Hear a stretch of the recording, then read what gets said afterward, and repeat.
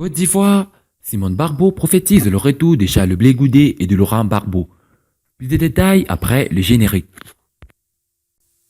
Avant de commencer, n'oubliez pas de vous abonner et d'activer la cloche de notification, car cela va vous permettre de ne plus manquer les prochaines vidéos. C'est parti!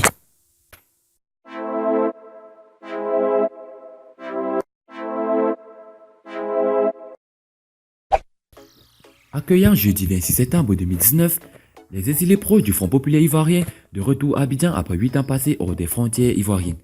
Simon Barbeau exprimait de nouveau son optimisme quant au retour prochain en Côte d'Ivoire de Laurent Gbagbo, son époux et son fils Charles Blé Goudé. Le retour des exilés est signe du retour en Côte d'Ivoire de Barbeau et Blé Goudé selon Simon Barbeau. Le retour progressif en Côte d'Ivoire des barons du Front populaire ivoirien après 8 ans d'exil passé hors des frontières ivoiriennes conforte davantage l'ex-première dame ivoirienne Simone Barbeau, qui croit aussi au retour prochain de Laurent Gbagbo et Charles Blé Goudé. Ma foi et ma conviction sont fermes.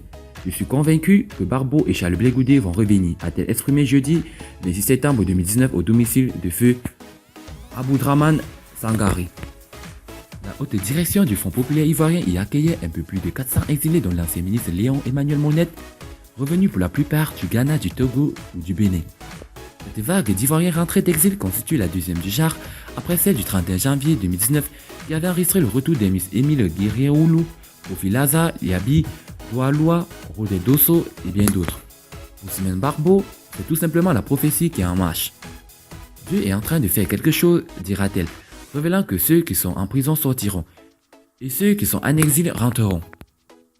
Pour rappel, Laurent Gbagbo et Charles Blé Goudé ont été acquittés en première instance le 15 janvier 2019 avant de se voir accorder une liberté sous condition 2 semaines plus tard.